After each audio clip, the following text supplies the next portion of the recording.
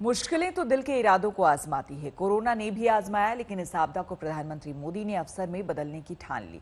साथ ही उन्होंने देश का हौसला भी बढ़ाया। इस मुश्किल हालात से निकला जा सकता है, ये बताया। प्रधानमंत्री मोदी के सामने उनके ही उठाए कुछ ऐसे कदम नजीर के रूप में हैं, जो कि बताते हैं कि बुरे दिनों में लड़ा कैसे जाता है। ये क्राइसिस अभूतपूर्व है, लेकिन थकना, हारना, टूटना, बिखरना मानव को मंजूर नहीं है। अब हमें बचना भी है और आगे बढ़ना भी है। बड़ी बड़ी मुसीबतों से बचते हुए आगे बढ़ने का रास्ता प्रधानमंत्री नरेंद्र मोदी बखूबी निकाल लेते हैं। अब कोरोना के वायरस तो विदेशों से घूमकर आधम के, न इसकी पहले से कोई भनक, न कोई इलाज का हनक, यहाँ तक कि बचाव के लिए न पीपीई किट्स, न कोरोना का पता लगाने के लिए टेस्ट किट्स, न मास्क। लेकिन जब मुश्किल आ गई तो समाधान भी निकाल लिया। मैं एक उदाहरण के साथ अपनी बात बताने का प्रयास करता हूं।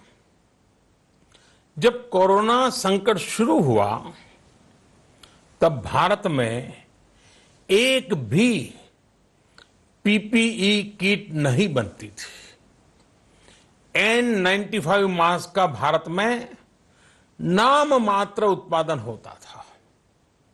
आज स्थिति ये है कि भारत में ही हर रोज 2 लाख पीपीई और 2 लाख N95 मास्क बनाए जा रहे हैं। ये हम इसलिए कर पाए क्योंकि भारत ने आपदा को अवसर में बदल दिया। होता यह है कि मुश्किल हालात में लोगों के हाथ पांव फूल जाते हैं, लेकिन प्रधानमंत्री नरेंद्र मोदी मुश्किलों को ही अपना हथियार बना लेते हैं। आज जब देश से प्रधानमंत्री रूबरू हुए तो उनके जेहन में वो कच्छ का भीषण भूकंप भी था, जिसने गुजरात की एक आबादी को तहस नहस कर दिया था। लेकिन बतौर मुख्यमंत्री उससे निपटने में उन्होंने जो जज्बा और सूझबूझ दिखाई थी, उसके जरिए देश का फिर से मनोबल बढ़ाया।